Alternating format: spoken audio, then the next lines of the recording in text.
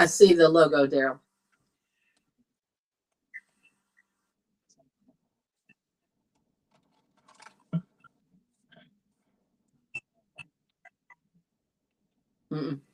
No. Okay. Do you have any questions, Justine? Oh, wait. Paris. No. Thank you, Paris. Hold up. Daryl. Hold up.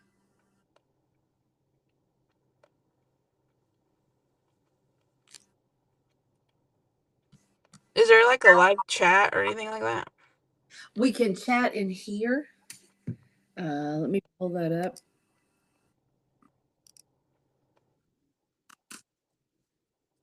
Daryl, our voices are coming through on Substack. Did you see where that chat popped out?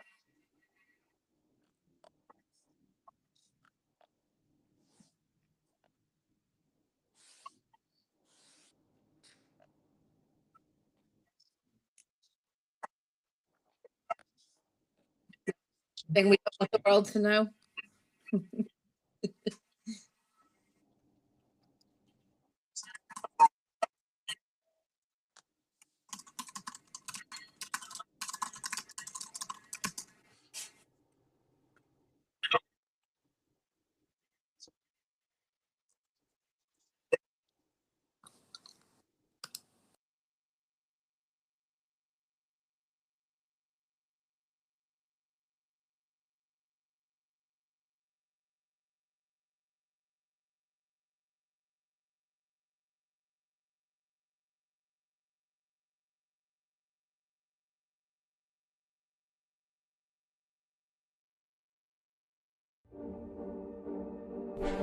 Why do you think that you have the right to silence me?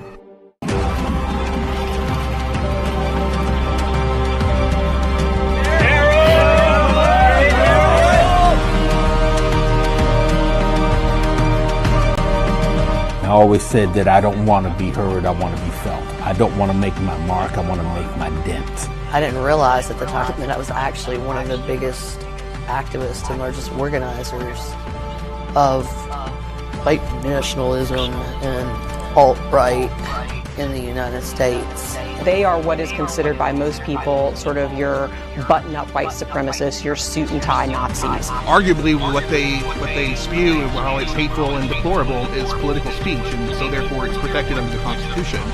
Cops! Why are you letting the fascists out here? You've got us blocked off, but you're letting the fascists come and harass us? We want them out of here now, damn it, or we're coming over the fucking barrier! I can't walk in fear, and we don't walk in fear, you know, and I thank God for that. Honestly, I wanted to make sure that when I left this earth, there would be something left behind that was worth a damn.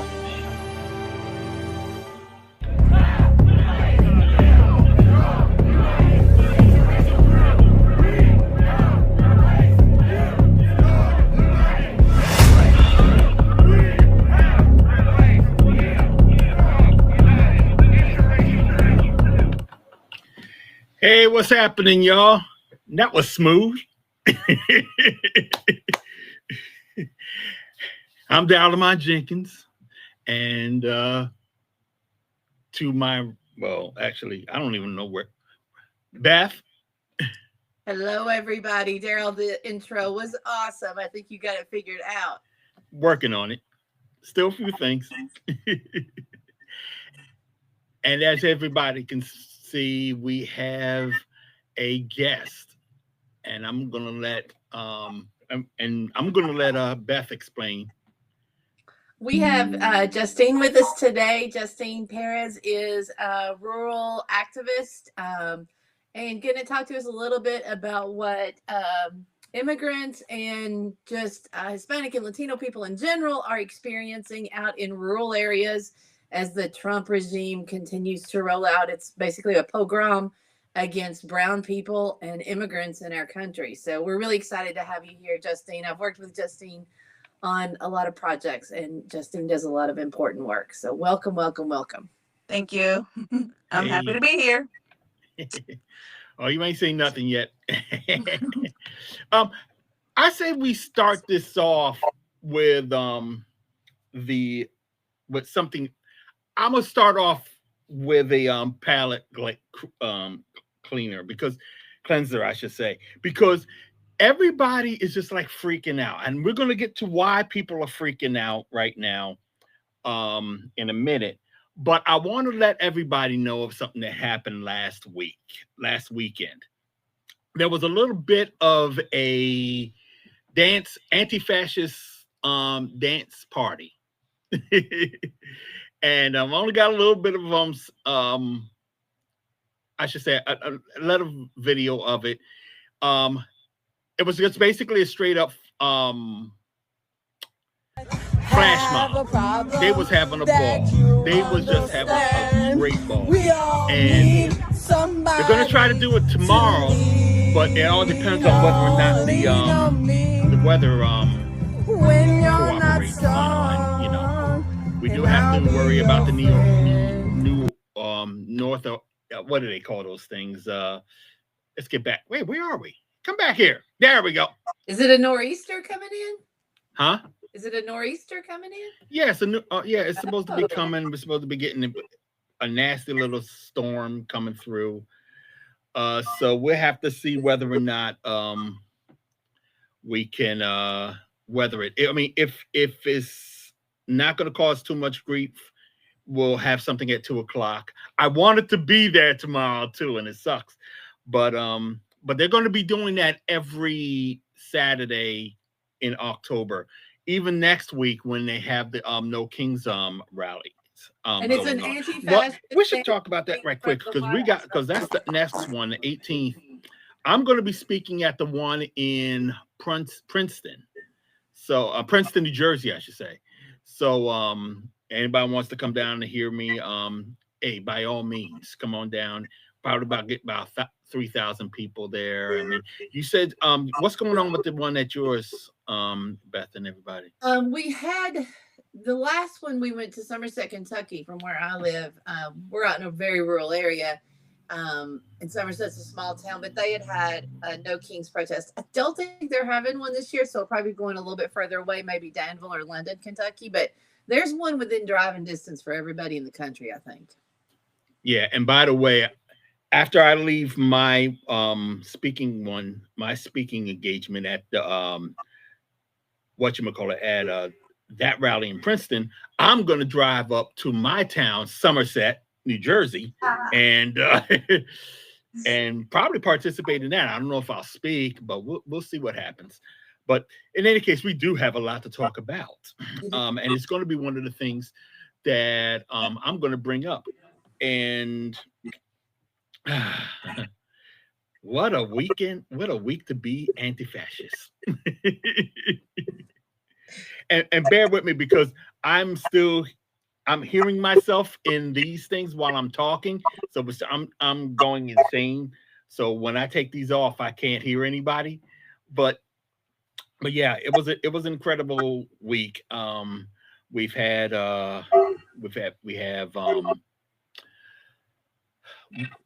I should say that I'm also here in New Brunswick, New Jersey, and this is where Rutgers University is. And Mark Bray is the author of the anti-fascist what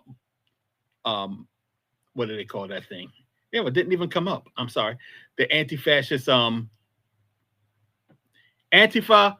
anti-fascist handbook. And in case you guys haven't, I've said this 1,000 times on this show. The stroke that has me a little messed up, and I have a hard time reading things out loud whenever because of it. But I'm good. I'm good. But I wanted to actually just show everybody that. In any case, Mark Bray was getting a number of death threats this week, so he's leaving the country for about a year.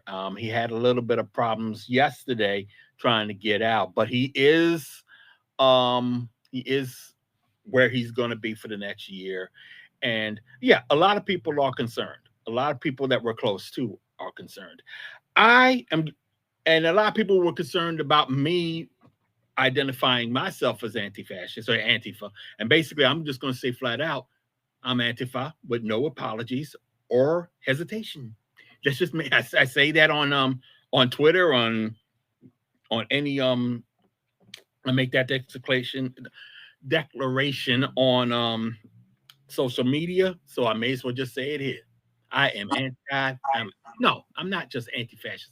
I'm Antifa without hesitation or apology. So and that's how everybody should be. That's the attitude that we got to have about this.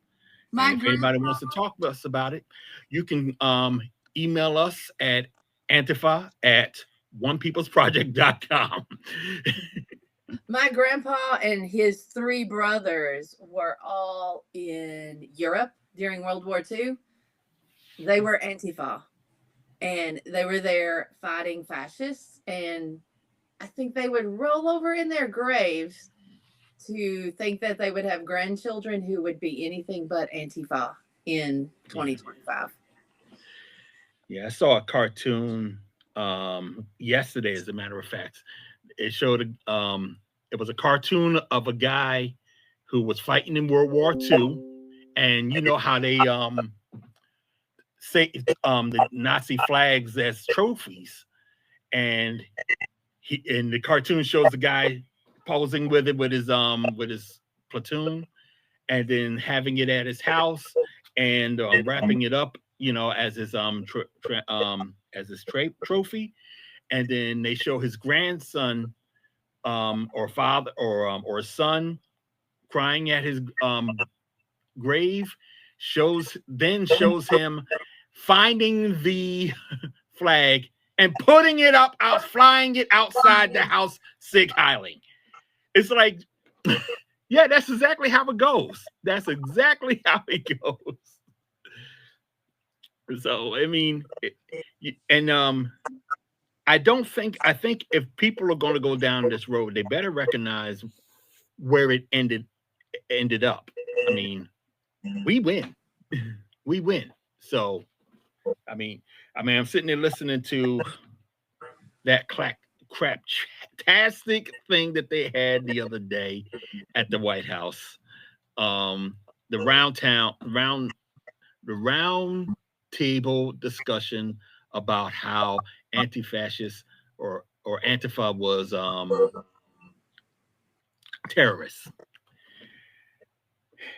And it's ironic because they had some very characters around. You had Stephen Miller, who has worked with Richard Spencer in the past. You had Jack Posobiec, who also worked with not just Richard Spencer, and I was there arguing with him at that rally outside the White House when that happened in 2017. But he was also with these. I'm calling them for right now the Clark brothers, because that's who they are. It was Ed and Jeffrey Clark. He worked with them. Apparently, he paid them. They're young kids. They were young guys who considered themselves to be Nazis, and they palled around with Spencer and Jack Posobiec was using them from time to time too. Eddie killed himself a couple of years ago, and the reason why. Does everybody remember the shooting at the Tree of Life Center in Pittsburgh? Mm-hmm. They used to correspond. The brothers used to correspond regularly with the shooter beforehand. And when it all went down, they just lost it. and Eddie went out into the street or rather into the woods, and basically just shot himself in the head. At least that's what I got to check and make sure that's exactly how things went down. But I should say, and in the case of Jeffrey, or Ray, as people will call him, because his name was middle name was Raphael. He went to jail for something. I got to get the information on that a little bit more, but he hasn't been seen since he got out of jail. I think it has some drug things to do with drugs or guns or something like that. But in any case, they're out of the game. They're out of the game. Well, definitely Eddie, and they went to Charlottesville. They were there, and it gives you how much they got involved in such a short time, because I came across them in March of 2017, and by the time Charlottesville happened, they were full in. And then the next year or so, something like that, Eddie was gone. And you look at people like Jack Posobiec, he was basically grooming them. I mean, I don't know if anybody's familiar with Jack Posobiec, but if you're on Twitter, you can look up, there's an article, there's a huge dossier written about him by the SPLC. So look him up. But what isn't in the report for him is the fact that if you go onto Twitter, there's a website, a account that's incredibly racist and just basically targets anybody that is Black and tries to demonize anybody that's Black, Hispanic, or what have you, anybody that's not white. And it's called End Wokeness. End Wokeness. And he runs that. And it gives you an idea. And it's really popular amongst the fascists. And they and this is what's fueling it. But Beth? I guess my big takeaway from the round table was when the man says Antifa has existed since the Weimar Republic. That was him. That's Posobiec. Okay. I thought that was him. And so, I mean, like, that right there just tells us, like, they existed since the Weimar Republic because they were fighting the literal Nazis. So when you say you are opposed to Antifa or anti-fascism, you're telling us which side you're on, who you are. It just that was the part. Like, it's not like they don't understand. They very much understand. I mean, I'm no fascism expert, but I have common sense.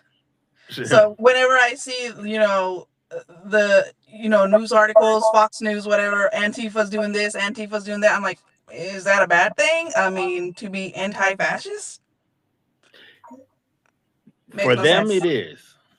For them, it is. And when you look at the other ones that were on the dais, was there was a guy named James Klug who I've had dealings with.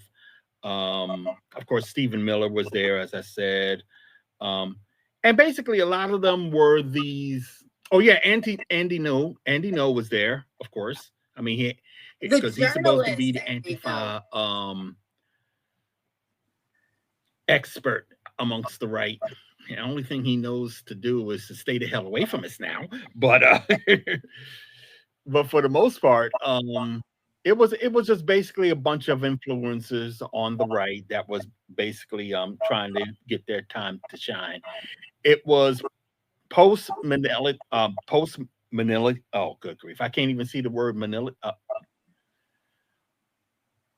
I'm not gonna try. But it's like there was one. The other group is TPUA USA. They were there, and it was just a chance to basically bim themselves up. And then that's what we gotta recognize.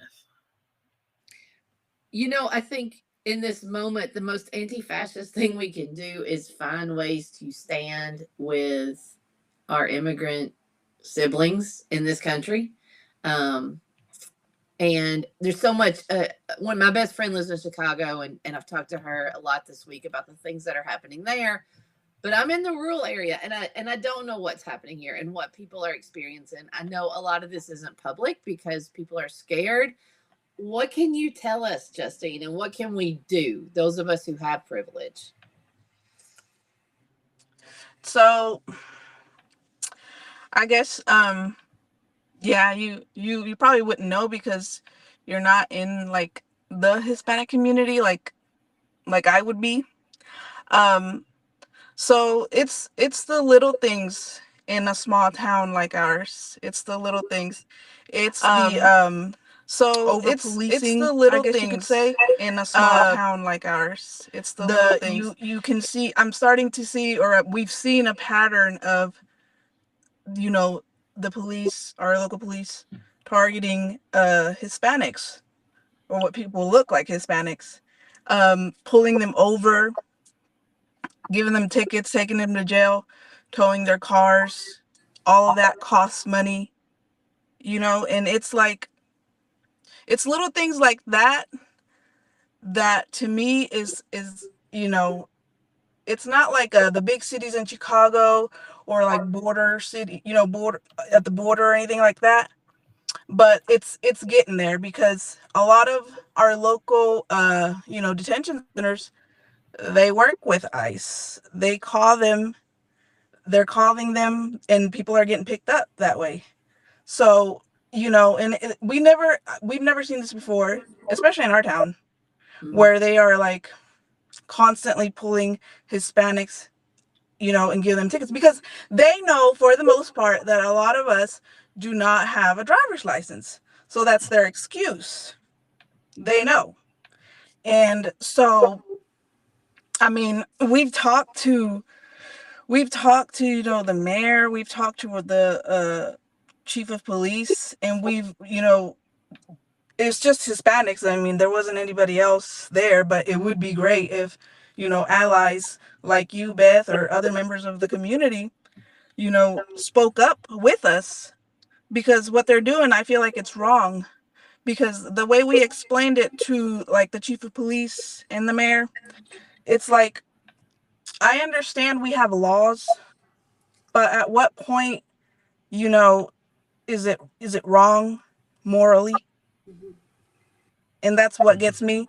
That's what we explained to him. It's like, why are you pulling over Maria that just got off work and is headed to the babysitter's house, and you're taking her to jail because she doesn't have a driver's license? You know, what's the babysitter gonna do? Where's the mom? Who's gonna take the kids? Who's gonna get her out of jail? Are they gonna call immigration? Is she gonna get picked up? You know, it's the little things like that that is hurting the community. And you don't really see it because it's very you know, hidden behind policies and laws. They hide that you know, over policing of the Hispanic community behind policies. That's what I'm saying.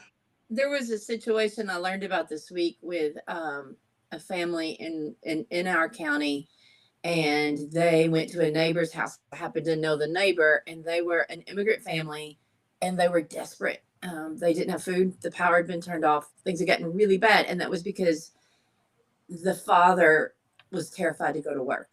Are things like that happening too, Justine? Are you hearing things like that? You know, I haven't really we haven't really seen those big effects, I feel like. Okay. As far as I know, but people are scared. People are refusing to drive. You know, we're doing what we can with our friends that we know that don't have a driver's license, you know, giving them rides to work. That's what we're doing because they are scared to get pulled over and get taken to jail. And with, you know, with the way things are you know, ICE and everything, you have the potential to get picked up by immigration if you end up in a detention center. You just never know. So those are the type of things that we're doing right now.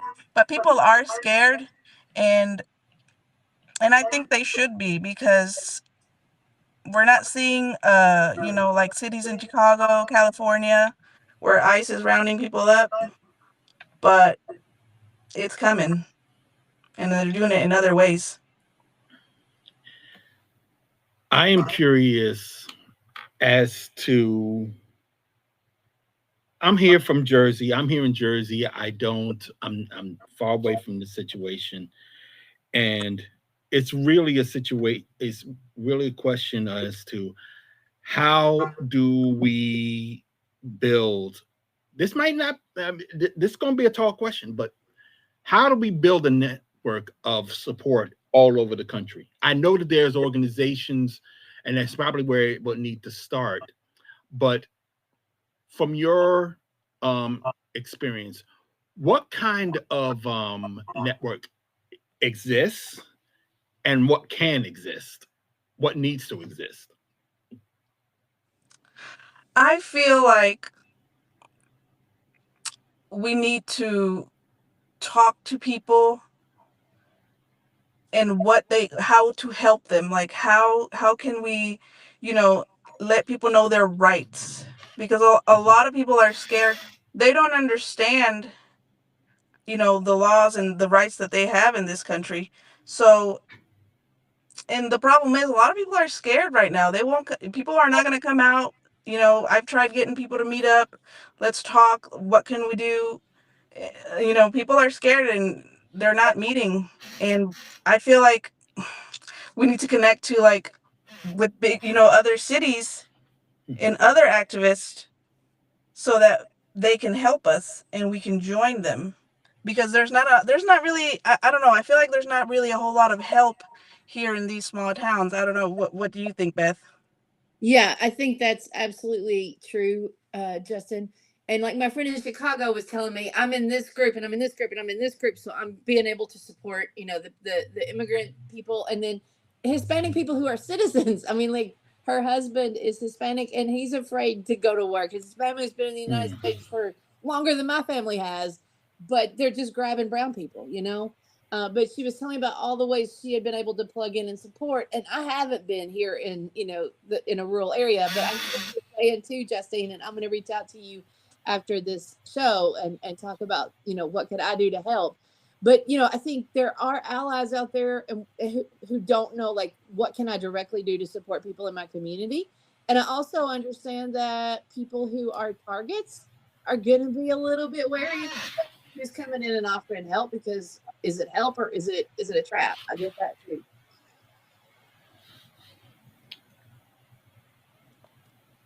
Yes, and I feel like we can't.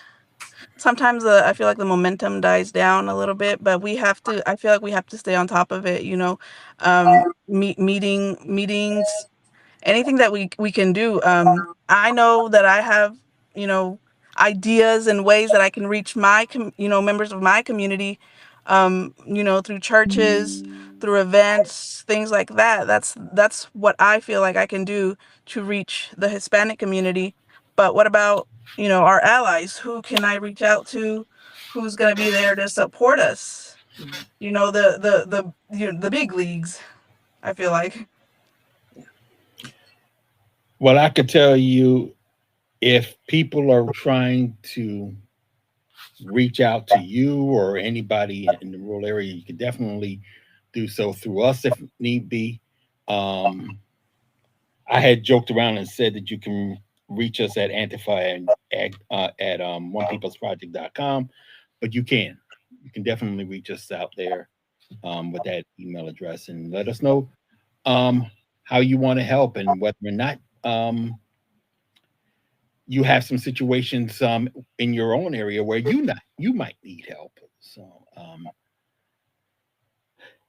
it's a crazy time. I think I said that. Well, I said it was crazy for us this week, and for anti-fascists, but it overall it was when you talk about, once Trump got back in, all of a sudden he felt it might be a good idea to be Hitler all of a sudden, and you can't even say that as hyperbole anymore. I mean, The fact of the matter is that's what he's doing.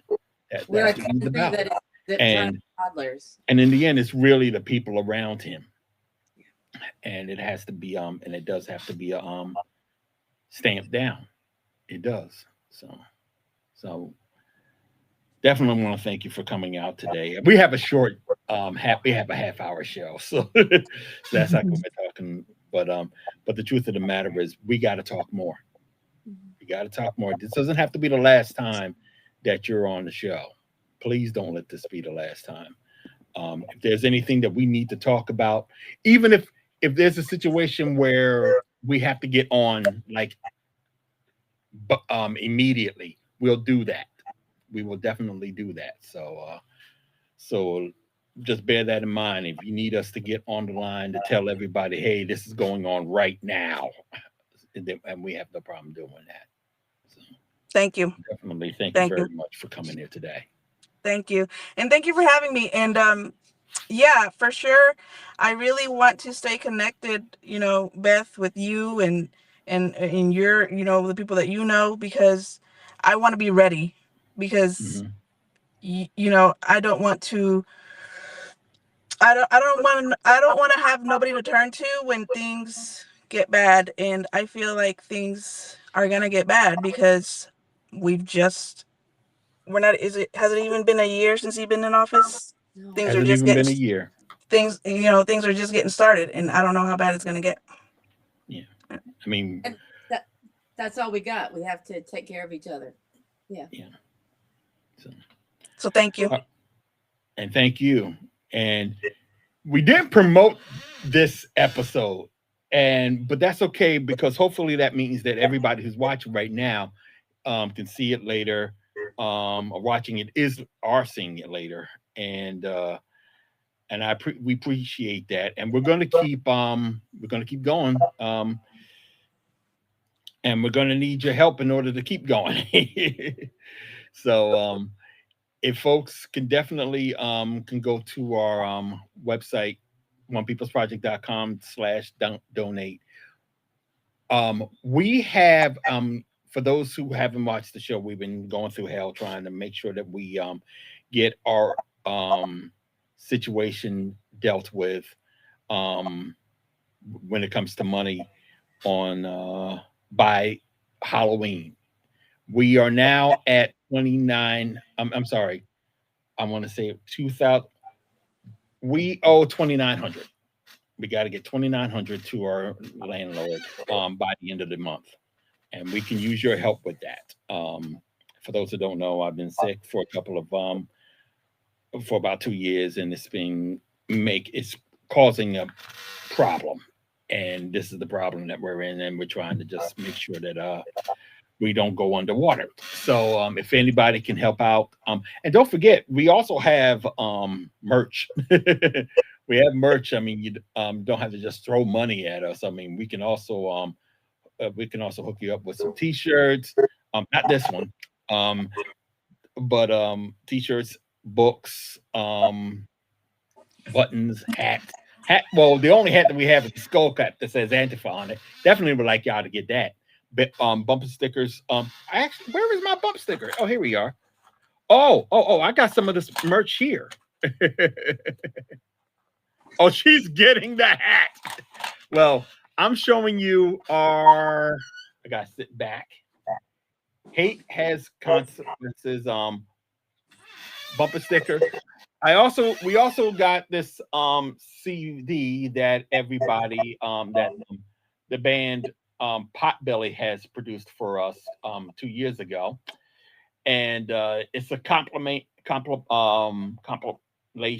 of Potbelly, Hellfish from Mexico, You Are Girls, and MDC, Million of Dead Cops. Also, I do some where are we? I do some spoken word on it too. So go to our shop on the website, onepeoplesproject.com, and you'll be able to get all of that and help us out and make sure that everything is copacetic for us. That's it. But Was there anything else before we get out of here? Was there something that we hadn't? I know that there was something that we had wanted to talk about before we left, and I mean we're at the 31st, 31 mark. But in case we had something, I didn't want to forget. We had talked about the Insurrection Act. That was the only other thing I think we had on the list. We got Mark Bray. We talked about the New York AG. Did you want to mention her at all? Oh yeah, that one is fun because there's something that people don't know. For those who don't know, she was indicted yesterday. It's law. What the right calls lawfare. When Trump gets hit with charges, they're doing it now, and they're going after. He basically said he's using the law to go after his enemies. He's trying to lock up all of his enemies. So don't expect the indictment of the AG of New York, a black woman by the name of Letitia James, to go anywhere. And she's getting hit with the same charges that that some other people that were in Trump's sites lately. I mean, going after Comey and going after Schiff out of New York. I'm sorry, California. He's just playing this game, and they're all going to go to hell. I mean, all the charges aren't going to stick. If they stick, it's going to be an amazing thing. But the thing about James is that for the past year, she's been going after a white supremacist group called VDARE. VDARE is one of those suits and tie anti-immigration groups that was ironically being run by a immigrant by the name of Peter Brimlow. And basically she shut him down. She shut him down, and she's taking their property. They were messing around with the books. That's just basically it. And she's got him. And the thing that's to remember about Peter Brimlow is that Stephen Miller loves him. When he was in college, he ran a right-wing organization there. And that organization invited Brimlow to speak at the college, at the university. So he's a big fan about a fan of Brimlow, and I'm quite sure he is livid over what Letitia James is doing. So bear in mind the fact that might have a lot to do with what's going on right now with her. So this is going to be fun. This is going to be real fun. No one's bringing that up. I'm going to bring it up, but got to do it. Especially since I did my research, and you can do so as well. I actually went to the school to see if I can find some information about his time down there, Miller, that is. So, but that's where we are today, and we'll see how that goes. It is 6:38. I'm 35. So we are going to take off at this time, and next week, 6:30, we're going to do it again. No, I'm sorry, we started at 6 o'clock. I'm sorry, 6 o'clock. We're going to do it once again on EST. 5 Central, 4 Mountain, 3 Pacific. And they're going to give us something else to talk about. Yeah. You know this. So, and oh, by the way, I'm also going to be doing a video about I got to take this down a little bit. So about Bela Lugosi. I have to do a video about him because if we're going to talk Antifa, this actually is my if you see me wearing it, it's me promoting basically saying that this is my anti-fascist shirt. This is my anti-fascist shirt because he started one of the first anti-fascist groups. lot of people don't know that, and I'm going to explain it in a video coming up sometime in the next 2 weeks from now. So I'll keep you guys up about that one. I'll probably put it up here on Substack for free, because it will be for free on whatchamacallit, on YouTube. So just keep an eye out for it. So take care, everybody. Thank you for Subscribe on Substack. And that trailer that you saw earlier, we're going to play that again to take us out. So peace, y'all. Peace. Why do you think that you have the right to silence me?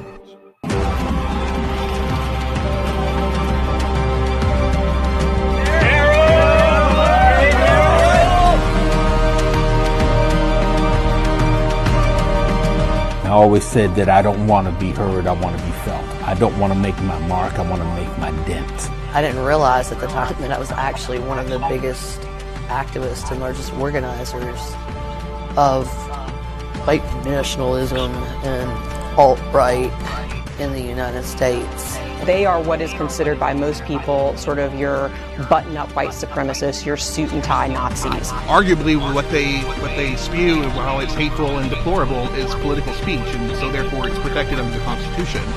Cut! Why are you letting the fascists out here? You got us pumped up, but you're letting the fascists out around us? We want them out of here now, damn it! We're coming over the fucking barrier! I can't walk in fear, and we don't walk in fear. And I thank God for that. Honestly, I wanted to make sure that when I left this earth, there would be something left behind that was worth a damn.